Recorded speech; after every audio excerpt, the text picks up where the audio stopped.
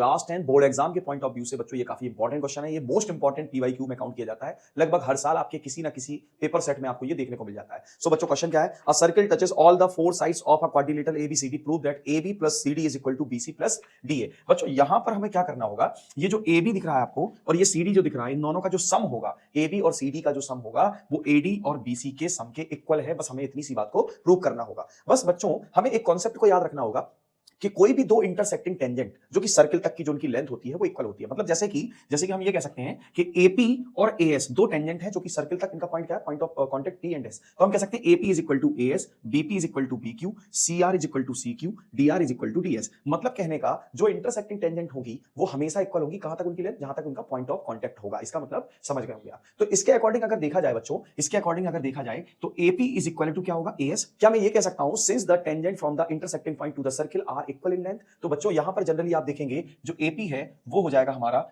AS के equal, ठीक है। BP जो होगा वो हो जाएगा BQ के इक्वल।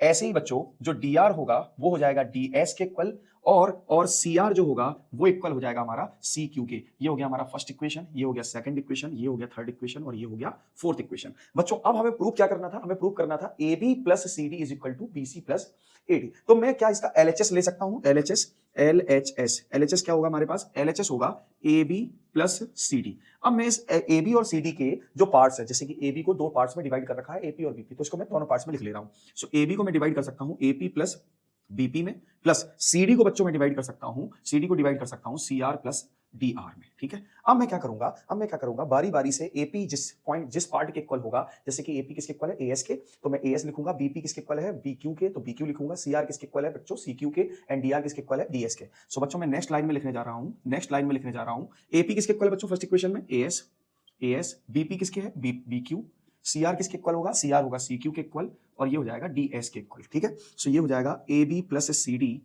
Equal to. अब मैं क्या करूंगा, जिनका जो कॉमन पॉइंट जैसे कि S है उनको कंबाइन कर लूंगा, एक साथ लिख लूंगा, और जिनका कॉमन पॉइंट Q है उनको भी एक साथ लिख लूंगा। इसका मतलब मैं यहां लिखूंगा AS plus DS plus BQ plus CQ, ठीक बच्चों, यहां तक बात समझ में आ गई होगी। अब AB प्लस CD जो होगा बच्चों आप ही बताइए, AS और DS का जो सम होगा वो क्या होगा, AS और DS का जो सम होगा वो हो जाएगा AD। क्या हो जाएगा, AD।